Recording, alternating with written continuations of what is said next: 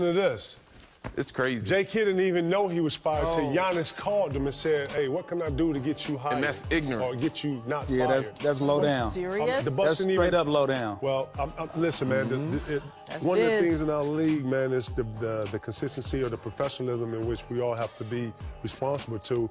And organizations should be held accountable to that same standard. Yeah, true. For you not to be able to do business or call Jason Kidd and give him that respect says what you feel or how you look at him. And you know what's even more crazy? These is boys.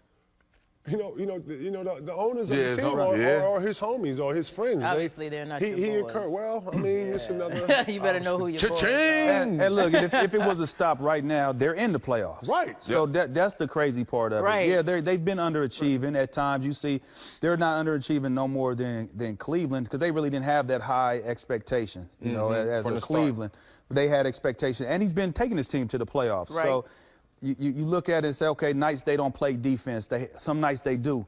Well, how much is that on the coach and how much is it on the players? You know what I mean? Because he could draw up a game plan. Now, will you go execute it? Right. That's the question. Now, are you going to play hard every night? If you play hard on Wednesday, well, come Friday while you dragging your feet, you know what I mean, and not getting out on that rotation and not making that extra rotation. I think that has nothing to do with the coach. I think that's all within the players. At some point, yeah. You know? You can't put everything on the coach. No, or the system.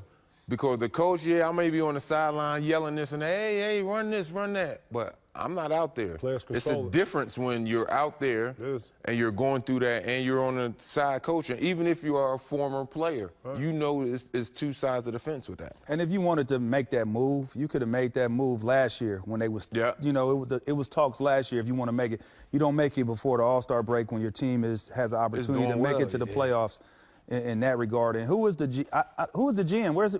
What does he do basketball-wise? I know it's John Horst, but where did he come from? I never heard of his name at all in the basketball world. Listen. This is why I be thinking that whoever's played in the game, whoever's coached the game should be in the game, not just as coaches, not just as players, but as GMs, as to be able to give some advice or some advisory to some of this, man. First off, you get Bledsoe in the middle of the year. Great pickup, by the way.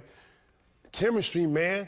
Nobody ever wants to talk about this, E-House, man. The chemistry is the most underrated thing in our league. People think IT and put IT and LB together, and they go, ooh, it looks good on paper, man. You don't know how personalities smash. One guy used to having the ball, one guy, that takes time, man. I thought the timing of this and the professional way of how they did this was trash. Real talk, man. They could have did this better.